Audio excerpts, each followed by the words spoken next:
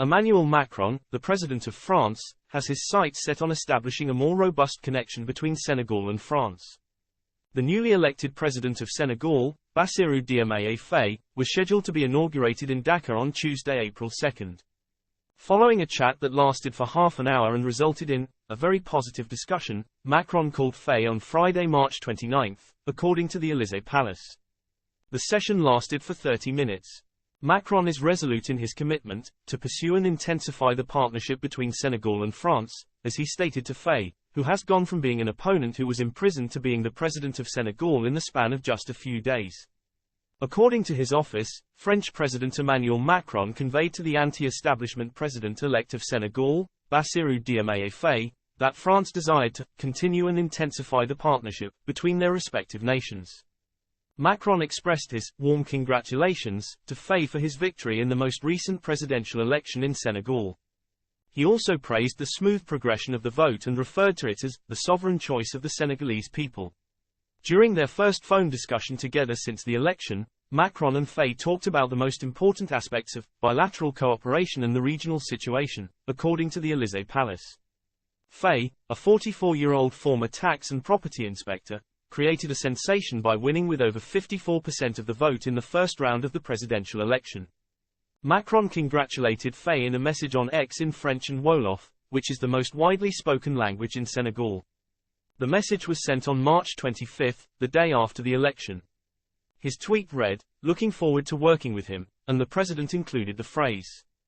Bassirou Diomaye Faye, the youngest leader in the history of the country, has stated that he intends to prioritize Senegal while simultaneously working towards a constructive relationship with the nation that was formerly colonized. On March 14, 10 days before the presidential election, Bassirou Diomaye Faye was still incarcerated at the Cap Manuel prison, which is located on the southern suburbs of Dakar. The aftermath of an unpredictable situation that was marked by a political and institutional crisis, a lightning electoral campaign, and, finally, the recognition of his victory by his primary opponent, he officially moved into the Senegalese presidential palace on Tuesday, March 25, the day after the election.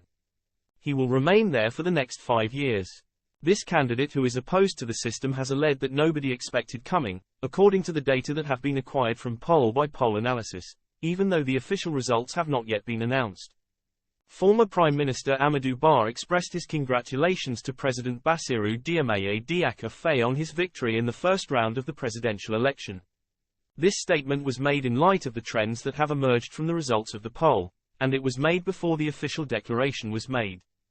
This was then followed by a message of congratulations from President Macky Sall on X, which was broadcast shortly after this point. Senegal's democratic history was put to the test during the controversial presidential election, but ultimately stood steady. These comments provided finality to the election, which happened amidst a lot of turmoil. In spite of the fact that he referred to his election as the choice of a break with the past, the newly elected president included national reconciliation as one of his priority projects in his first speech after he made the announcement of his victory on the evening of March 25. Despite not being a candidate, Macky Sall was the unofficial focal point of an election that was essentially a vote on his leadership record in Senegal.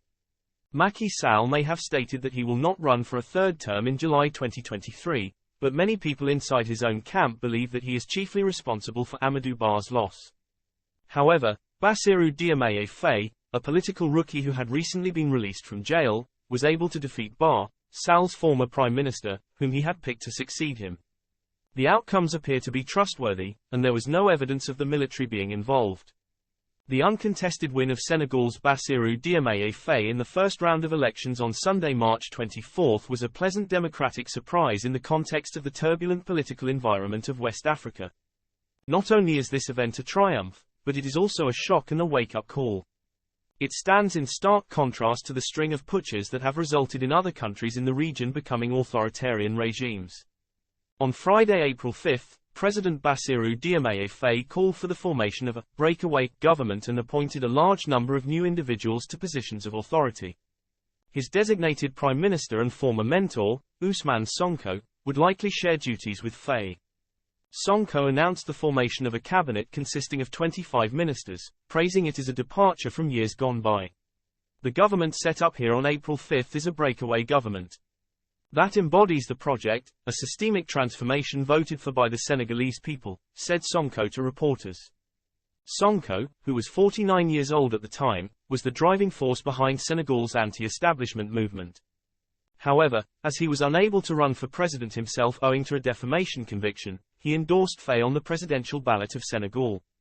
Despite the fact that his fiery political mentor, Ousmane Sonko, has frequently spoken out against France, a country that was a colonial power in the past, Faye stated after his victory that Senegal would continue to be a reliable ally of international partners.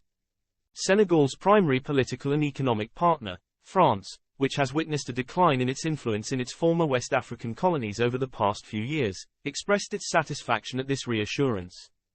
With a victory in the first round, Bassirou Diomaye Faye, who is 44 years old, holds the record for being the youngest head of state in the history of Senegal. Could Senegal rely on the French for an impartial alliance? Without France, would Senegal be able to survive? Let us know what you think by posting a comment below. Thanks for watching.